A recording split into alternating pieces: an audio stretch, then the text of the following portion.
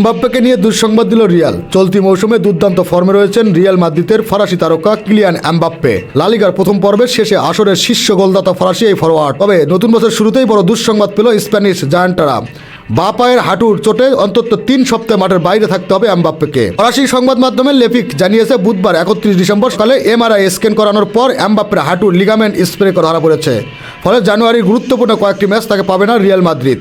ফ্রান্সের বিশ্বকাপ জয়ী এই তারকা এর আগেও হাঁটুতে অস্বস্তির কথা জানিয়েছেন, তবে বিষয়টি খুব একটা গুরুত্ব দেননি। খেলতে থেকেছেন নিয়মিত, এমনকি সেভিয়ার বিপক্ষে বছরের শেষ ম্যাচেও গোল করেছেন 27 বছর বয়সী এই ফরোয়ার্ড। গোল এক পঞ্জিকা বর্ষে রিয়ালের হয়ে ক্রিস্টিয়ানো রোনালদোর 59 গোলের রেকর্ড স্পর্শ করেছেন এমবাপ্পে। চলতি মৌসুমে লা লিগায় 18 ম্যাচে 18 গোল করেছেন তিনি। চ্যাম্পিয়ন্স লিগেও তার গোল সংখ্যা 9টি।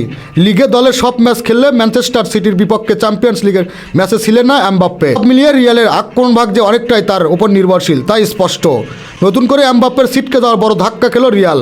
বছরের শেষ দিকে লিগ টেবিল শীর্ষ দল বার্সেলোনার সঙ্গে তার ব্যবধান 4 পয়েন্ট। ধারণা করা হচ্ছে এমবাপ্পেকে ছাড়া রিয়ালকে খেলতে হবে 2টি লা লিগ ম্যাচ ও একটি চ্যাম্পিয়ন্স লিগ ম্যাচ। আগামী বুধবার 4 জানুয়ারি ঘরের মাঠে রিয়াল বেতিসের বিপক্ষে লিগ ম্যাচ খেলবে তারা। খেলাধুলার আপডেট নিউজ পেতে চ্যানেলটি সাবস্ক্রাইব করে সাথেই থাকুন।